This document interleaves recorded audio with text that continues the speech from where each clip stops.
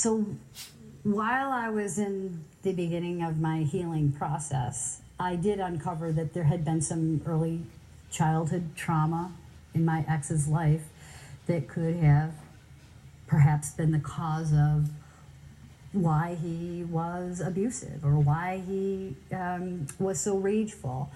And I didn't focus on that so much, but it was brought to my attention within the first, I'd say 60 days of the time that I was healing.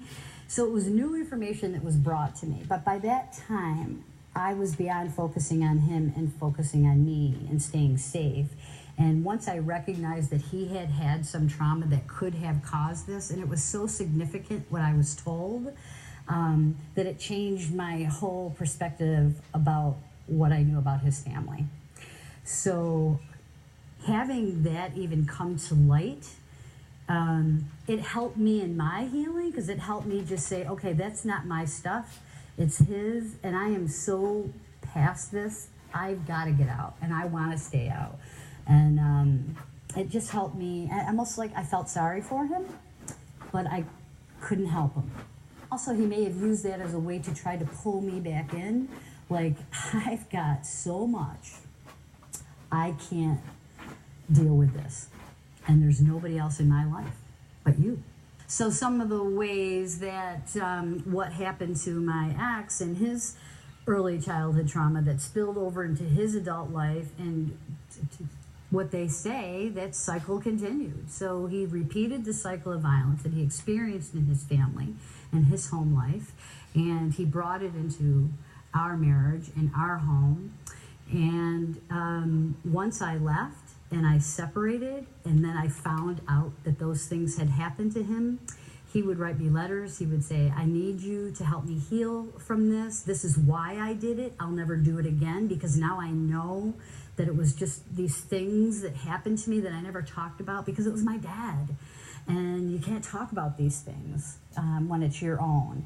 So I, as much as it made me feel sorry for him, and I would write back a letter and just say, I'm so sorry you went through that, but I can't help you heal.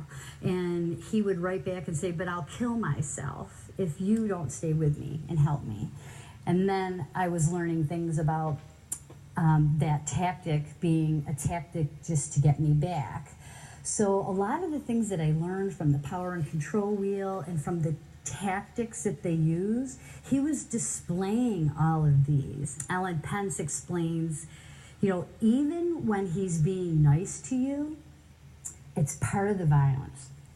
So, because if he's, in this case, maybe sexually abusing me or taking those liberties without my permission because he felt entitled to it because I was his wife, or because he was using certain behaviors to control me, that's part of it. And then the next day he's super nice. One day he's doing this, and the next day he's nice, he's bringing you flowers, and there's this whole honeymoon stage. That's part of the violence. So whether they're being nice or using power and control or trying to isolate you, it's all part of the same thing. It's not cyclical.